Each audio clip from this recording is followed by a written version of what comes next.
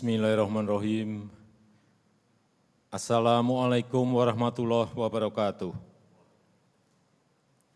Selamat pagi, salam sejahtera bagi kita semuanya, Om Swastiastu. Yang saya hormati Wakil Presiden Republik Indonesia,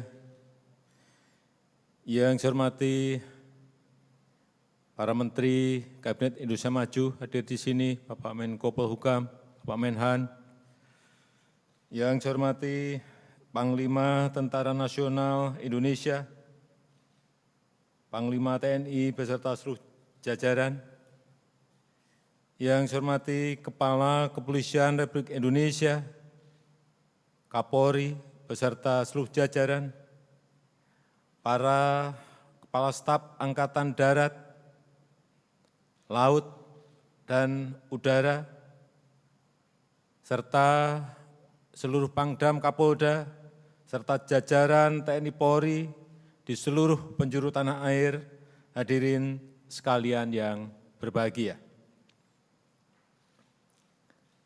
Pada kesempatan yang berbahagia ini, pertama-tama saya ingin menyampaikan ucapan terima kasih dan penghargaan setinggi-tingginya, penghargaan sebesar-besarnya kepada seluruh jajaran TNI dan Polri yang dalam setiap masa-masa sulit, baik ketika terjadi bencana, termasuk selama pandemi COVID setahun ini, TNI dan Polri selalu berada di depan, di garda terdepan dalam penanganan setiap bencana maupun krisis. Setiap langkah kita bukan hanya untuk menyelesaikan krisis, tetapi di setiap krisis selalu ada hikmah dan peluang. Ini yang harus kita manfaatkan untuk kemajuan bangsa. Saudara-saudara peserta Rapim yang saya hormati, saya perlu tegaskan bahwa krisis kesehatan akibat COVID-19 masih belum usai, masih belum berakhir. Pertama, saya perintahkan kepada seluruh jajaran TNI dan Polri untuk terus aktif mendisiplinkan protokol kesehatan, mendisiplinkan 3M, dan juga terus aktif untuk mendukung 3T, dan juga mendukung pelaksanaan PPKM skala mikro, PPKM di skala desa. Kenapa ini perlu saya tekankan? Karena di desa itu TNI memiliki yang namanya Babinsa. Karena di desa itu Polri memiliki yang namanya Babin Kamtibmas. Dan kita harapkan semuanya bekerja terintegrasi. Kita harapkan rantai penyebaran COVID-19 cepat terputus dan krisis ini segera selesai. Yang kedua, saya minta kepada jajaran TNI dan Polri untuk mendukung pelaksanaan vaksinasi massal. Vaksinasi memang dilakukan di puskesmas. Vaksinasi juga dilakukan di rumah sakit. Tetapi perlu pada klaster-klaster tertentu vaksinasi dilakukan massal. Mungkin bisa di klaster pasar misalnya, atau di klaster-klaster jasa ekonomi, atau di klaster-klaster kampung yang sudah memerah. Karena kecepatan itu dimiliki oleh TNI dan Polri dalam mengelola setiap kedaruratan atau krisis yang ada. Saat ini pemerintah sedang terus berupaya keras untuk memperoleh vaksin dari berbagai negara. Tapi yang datang memang baru dari satu negara, tapi kita berusaha dari beberapa negara. Dan itu juga menjadi rebutan 215 negara. Ini yang kita harus sadar. Tidak mudah mendapatkan yang namanya vaksin sekarang ini.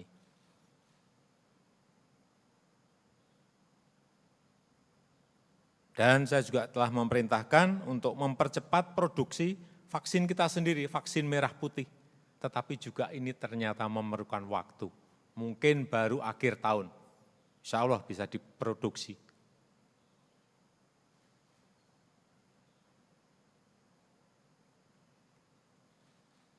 Kita tahu bahwa target kita untuk mencapai herd immunity, kekebalan komunal, itu adalah memvaksin kurang lebih 70% dari penduduk kita. Sudah kita hitung kemarin, angkanya di kurang lebih 182 juta orang yang harus divaksin. Artinya yang harus disuntik karena 2 kali berarti kita harus menyuntik 364 juta suntikan. Bukan angka yang kecil. Karena angka ini akan menghasilkan kekebalan komunal, herd immunity. Oleh karena itu, saya minta jajaran TNI dan Polri untuk cepat bergerak membantu vaksinasi agar segera bisa kita selesaikan. Dan saya juga minta TNI Polri juga mengawal distribusi pengamanan vaksin untuk menuju ke daerah-daerah. Kemudian yang ketiga, saya minta jajaran TNI dan Polri aktif mendukung iklim usaha dan iklim investasi yang kondusif. Karena sekarang yang dibutuhkan adalah kesempatan kerja, peluang kerja, lapangan kerja yang banyak tergerus karena pandemi COVID. Oleh sebab itu, perkokoh stabilitas politik dan keamanan. Ini penting banget, penting sekali. Berikan kepastian hukum. Karena sekali lagi iklim usaha itu, iklim investasi itu sangat penting karena akan mendongkrak pertumbuhan ekonomi kita menjadi positif. Para peserta Rapim yang saya hormati, yang saya banggakan. Selain sektor kesehatan dan perekonomian, kita juga harus serius memperbaiki bidang sosial, bidang budaya, bidang politik, dan bidang pemerintahan. Oleh karena itu, keempat, saya minta kepada jajaran TNI dan Polri untuk selalu menghormati dan menjunjung tinggi demokrasi serta memberikan rasa keadilan kepada masyarakat. Negara kita adalah negara demokrasi yang menghormati kebebasan berpendapat dan berorganisasi. Negara kita adalah negara hukum yang harus menjalankan hukum yang seadil-adilnya, melindungi kepentingan yang lebih luas, dan sekaligus menjamin rasa keadilan masyarakat. Belakangan ini saya lihat semakin banyak warga masyarakat yang saling melaporkan. Ada proses hukum yang dianggap kurang memenuhi rasa keadilan. Tetapi memang pelapor itu ada rujukan hukumnya. Ini repotnya di sini. Antara lain Undang-Undang ITE. Saya paham Undang-Undang ITE ini semangatnya adalah untuk menjaga ruang digital Indonesia agar bersih, agar sehat, agar beretika, dan agar bisa dimanfaatkan secara produktif. Tetapi implementasinya, pelaksanaannya, jangan justru menimbulkan rasa ketidakadilan. Oleh karena itu, saya minta kepada Kapolri agar jajarannya lebih selektif, sekali lagi lebih selektif mensikapi dan menerima pelaporan pelanggaran Undang-Undang ITE. Hati-hati, pasal-pasal yang bisa menimbulkan multitafsir harus diterjemahkan secara hati-hati. Penuh dengan kehati-hatian. Buat pedoman interpretasi resmi terhadap pasal-pasal Undang-Undang ITE, biar jelas. Dan Kapolri harus meningkatkan pengawasan agar implementasinya konsisten, akuntabel, dan berkeadilan. Kalau Undang-Undang ITE tidak bisa memberikan rasa keadilan,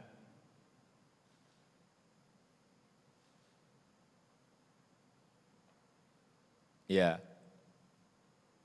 saya akan minta kepada DPR untuk bersama-sama merevisi undang-undang ini, Undang-Undang ITE ini. Karena disinilah hulunya. Hulunya ada di sini. Revisi. Terutama menghapus pasal-pasal karet yang penafsirannya bisa berbeda-beda, yang mudah diinterpretasikan secara sepihak. Tentu saja kita tetap harus menjaga ruang digital Indonesia, sekali lagi, agar bersih, agar sehat, agar beretika, agar penuh dengan sopan santun, agar penuh dengan tata krama, dan juga produktif. Terakhir, yang kelima, saya minta kepada TNI dan Polri untuk menjadi institusi yang semakin profesional dan bekerja secara sinergis. Jadilah organisasi modern dengan tata kelola yang baik, yang transparan, yang akuntabel, yang bebas dari tindak pidana korupsi. Teguh kepada Pancasila, manfaatkan perkembangan ilmu pengetahuan dan teknologi, dan bekerjalah sekali lagi secara sinergis untuk melindungi kepentingan masyarakat, kepentingan rakyat, kepentingan bangsa, kepentingan negara. Profesionalitas dan sinergitas antara TNI dan Polri akan menjadi penjaga kekuatan dan inovasi bangsa menuju Indonesia maju. Saya rasa itu yang bisa saya sampaikan pada kesempatan yang baik ini. Terima kasih. Wassalamualaikum warahmatullahi wabarakatuh.